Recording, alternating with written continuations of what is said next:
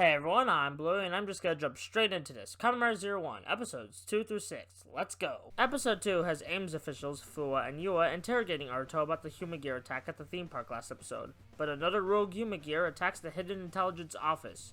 Fuwa tries to use his gun, the Shot Riser, and his progress key, Shooting Wolf, to transform, but Yuwa, being the weapon supervisor, won't let him due to his recklessness and anger. 01 fights the rogue Human Gear for a bit, but escapes, so Fuwa, thinking that 01 is another rogue Human Gear that needs to be stopped. In a flashback scene, we find out there was a massive rogue Human Gear outbreak at Daybreak City where many people died.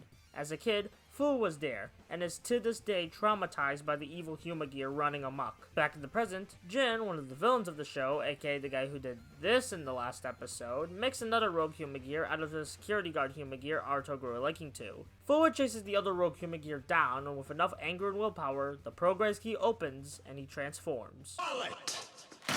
Authorize. Kamen Rider. Kamen Rider. Kamen Rider. Shot Rise.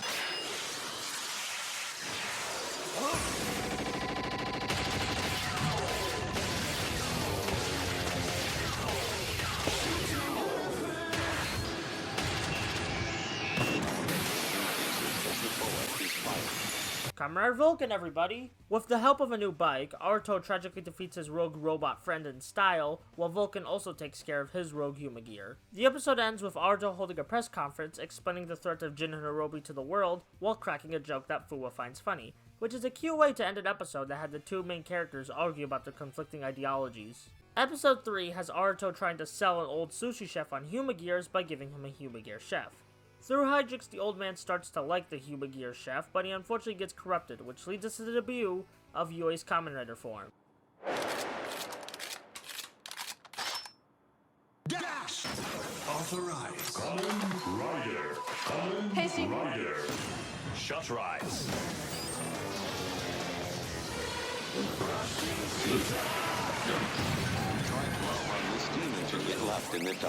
Kamen Rider Valkyrie, everybody! Speaking of Yui, we learn her stance on Human Gears in this episode. She finds the Human Gears useful, but only for labor and work, and not as actual living things, unlike Aruto, who thinks Human Gears can be their own being while helping others. This is also the episode where Aruto gets his first power-up, Biting Sharp, but that's not really important to the plot overall. What is important to the plot is a mysterious man that Yui talks to in the end of the episode.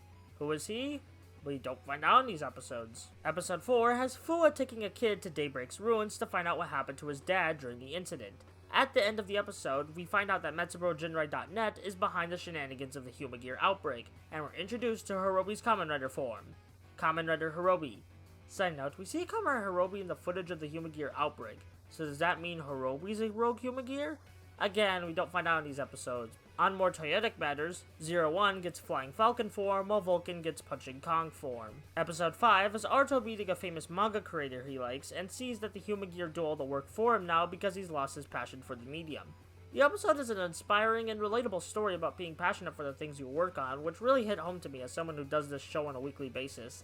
It also shows Izu becoming her own character instead of only listening to her programming. We also have the villain revelation of the end, with Hirobi revealing that Jin is his son. Wah! As for toys, Vulcan gets a new shotgun, and 01 gets Flaming Tiger form. Our final episode of today, episode 6, follows a Human Gear voice actress who is a near copy of her owner's daughter since she died a while ago. Recreating people is against AI law, but Aruto gives her and the owner one more day before punishments go into effect.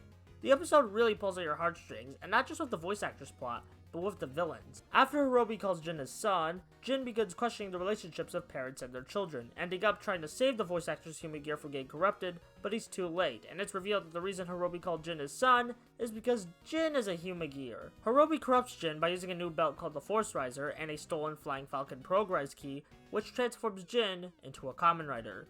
Win!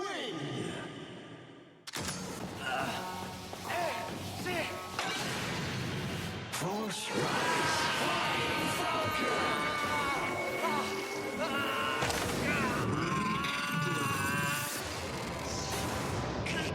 Kamen Rider Jin kicks the ever-living tar out of 01, but Vulcan and Valkyrie manage to drive him away for now. Besides the new Kamen Rider, this episode sees Valkyrie getting her Lightning Hornet form, which is significant to the entire Kamen Rider franchise as it's the first time a female Kamen Rider has had a power-up. There's also a line that Aruto says that might lead to bigger plot down the line. You see, Aruto's dad died when his son was young, and Aruto was given a Humagear to replace him. And that Humagear was the dude we saw protecting Aruto in that flashback. What could this lead to? I'm not a theorist, don't ask me. Overall, 01 continues to remind me why I love Kamen Rider and Tokusatsu as a whole, with its excellent action, consistently intriguing plot, and layered cast of characters. I can't see this show going downhill anytime soon, especially with all the revelations we've been getting over these last few episodes. If you haven't watched 01, then what are you doing with your life? If the answer is finding a job or schoolwork, then I'll give you a free pass.